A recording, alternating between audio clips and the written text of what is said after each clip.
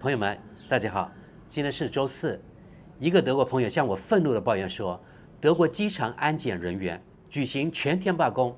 明天除了巴伐利亚州之外，公共交通系统明天也举行全国性的警告性罢工。接着他说，对于德国各种各样的罢工，他烦死了。比如说前几天，全德国火车司机举行了6天的罢工，让全德国铁路运输一片混乱。让人够烦的了，各种接踵而来的罢工，还让不让人出行呢？他向我抱怨说，在德国，罢工不算不可抗力因素。作为雇员和学生，他们有义务去正常上班、上学。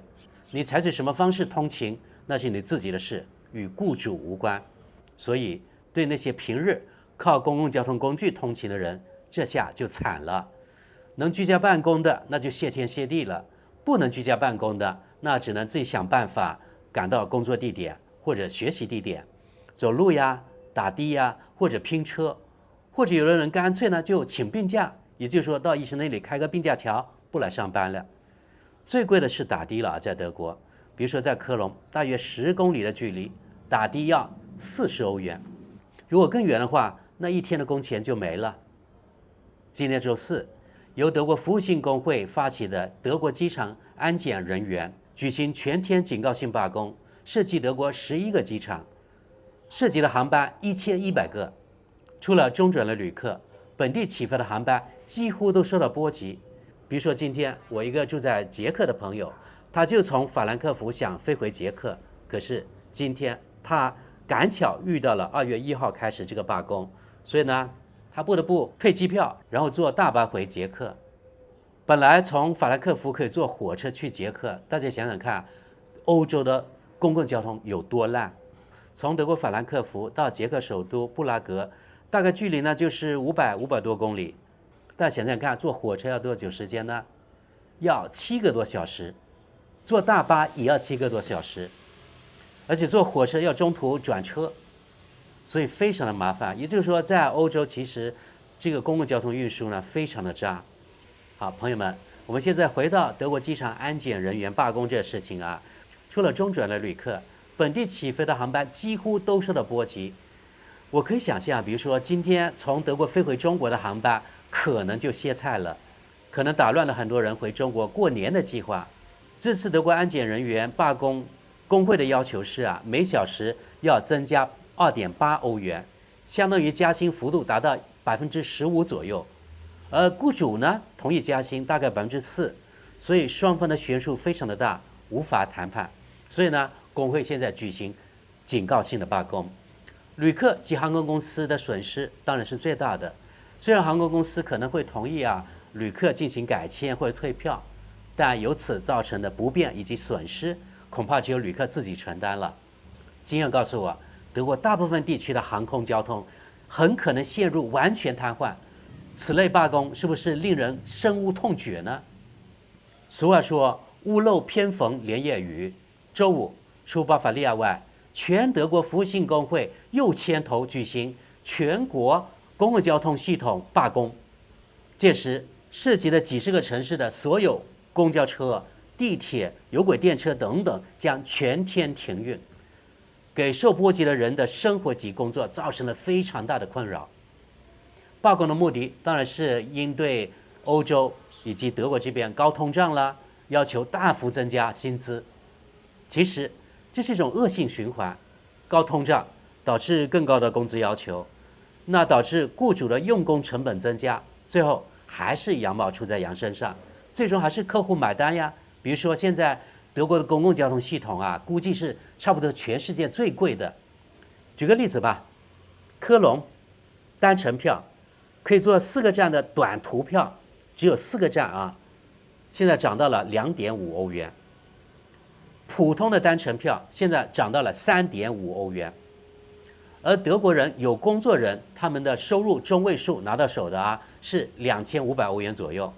好了，各位呢可以对比自己在你那个地方你的工资水平以及呢当地你们的公交车的价格，就可以发现德国的公交车或者公共交通吧，绝对是偏贵的我们不用折合成人民币，光是短途2.5块，然后等普通的3.5块，对比他们2500块钱的收入，绝对是偏高了，对不对？比如说我老家桂林啊，当地人的收入有工作的啊，估计是3000块到4000块，但是当地的公交车是1块到2块钱，而像北京、上海这种一线城市，可能他们的收入呢是1万块钱，但是当地的公交系统可能就是2块钱、3块钱，如果坐得远一点的地铁，可能是4块钱到5块钱，对比1万块钱，相对来说还是要比德国低，对不对？其实，在德国啊，除了超市有些食品呢稍微便宜些外，其他的开支呢都比较高。所以在德国啊，拿普通工资的人，他们的生活其实也非常的苦逼。可以这么说吧，全世界在哪里一样，大家都努力的活着。这里呢插一点题外话，最近呢我在抖音看见一个好像是搞德国什么移民中介的账号吧，吹嘘德国是如何的完美。他说啊，现在德国都实行了工作4天休息3天了。德国的福利是如何好，收入如何高，物价如何低，统统是断章取义，选最好的部分讲。然后呢，评论区几乎我看见都是羡慕、嫉妒、恨，以及对中国的各种抱怨，对中国的各种不满。这样的博主为了一己私利，不仅夸大德国好的方面，同时呢，也给国内的和谐与安全，我认为呢，制造了不稳定因素。在我看来，已经不属于言论自由了，而是故意煽动及制造混乱。这样的博主不会看不到德国大冬天在街上那些无家可归者吧？这样的博主不会看不见，在德国特别是城市里面，越来越多的人到垃圾箱里面去找一些瓶子，然后呢卖来补贴家用吧？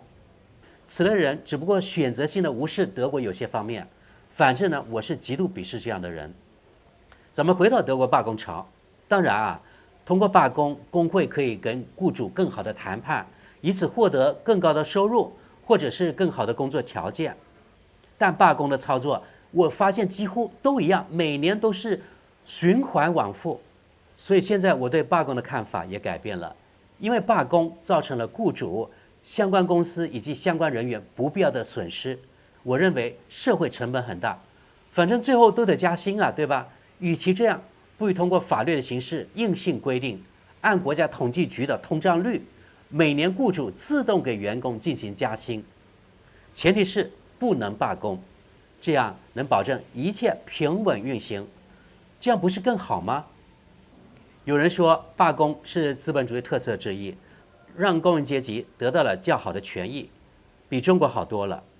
关于这一点，我肯定不能完全否认。确实啊，目前西方国家的雇员在收入啊、工作条件以及福利方面，确实是比中国的好，有的甚至好不少。但这是一个动态的过程。西方国家有先发优势，他们处于全球金字塔的顶端，所以资本家的利润呢，还能支撑整个所谓福利体系。但是，随着中国等国家的越来越多的产业赶上并超过了他们西方，那么这样的高收入、高福利体系，显然对他们来说是不可持续的啊。西方的企业越来越没有竞争力，其后果就是他们的企业可能会倒闭，倒闭的后果呢，就是工人失业，对吧？工人失业的后果就是国家的税收减少，那么这个西方福利的窟窿就会越来越大，最后导致无外乎呢是削减工人的工资，砍掉福利，或者是政府借更多的债，全民买单，然后呢是政府的债某一天爆雷了，导致经济崩溃，反正都是不可持续的。所以目前看来一切呢很光鲜，但是肥皂泡总有破裂的那一天。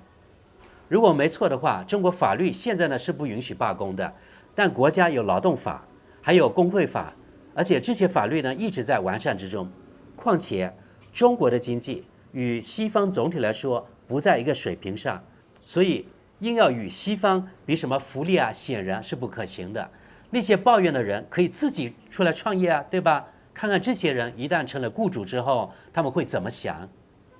而且我们看，即使没有西方式的工会，几十年来中国人的收入以及工作条件，总体来说是成正比的。即使以美元计价，收入也大幅增加。同样，当然物价也会增加。工作条件和福利也相应改善。年轻的人，你们不知道以前，可以回家问问自己的爷爷奶奶呀，或者自己的爸爸妈妈呀，过去和现在到底有些什么变化。我自己呢，对我出国前的工资还有印象，当时1个月大约200块钱，现在同样的工作在同样的地方大概是6000块钱，也就是说30年涨了30倍。除了住房涨得快之外，我发现国内很多东西其实涨幅与收入相比，涨幅是慢的。比如说日常我们吃的大米呀、面粉呐、蔬菜呀、水果啊，没有涨30倍，对不对？还有电器啊、大件的东西，比如说像汽车这种，还有火车票啊，有的几十年都没涨，对吧？汽车你看现在，一般来说可能是半年到1年的工资可以买一辆新车了。如果你买二手的车，可能就是1个月的收入就可以买到了。电视我记得很清楚，90年代在中国啊，不吃不喝要2年的工资才能买一台日本的彩电。现在买一台65寸的大的电视挂在墙上，可能就是1个月，甚至呢半个月的工资就可以了，对不对？所以这方面来说，如果你回头看跟以前比，中国的这变化可以说是天翻地覆。也就是说，按照现在的收入水平，要比30年前、40年前享受的东西太多了。也就是说，人民的生活水平大幅度提高了。30年前，如果说想买汽车，那是做梦都不敢去做的啊。而现在前面说了，可能就是买二手车的话，1个月的工资就可以买到了。30年前我在国内的时候，当时呢每周工作6天，休息1天，现在是工作5天，休息2天，对不对？还有呢，就是医保大幅改善。总之啊，这些年来，虽然没有西方的罢工文化，但是中国的雇员从收入啊、工作条件啊、福利来说，也在大幅改善，而且一直在改善中。这得归功于越来越完善的法律。当然了，说到法律，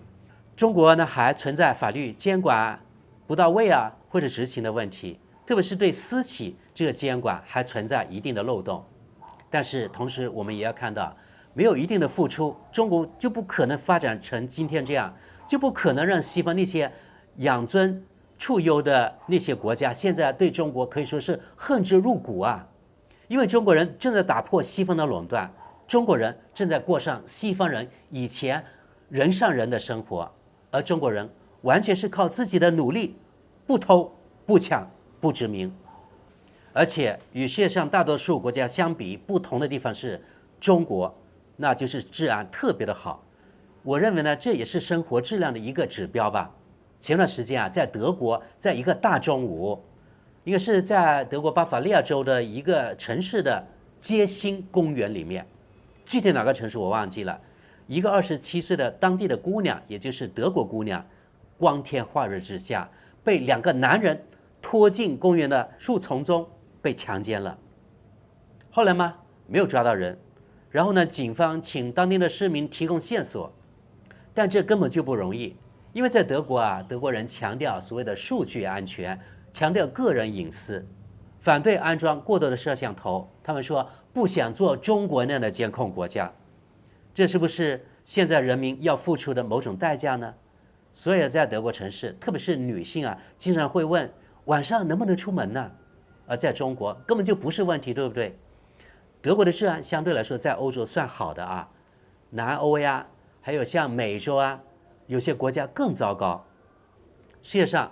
不仅有西方国家，也有很多国家采用了资本主义的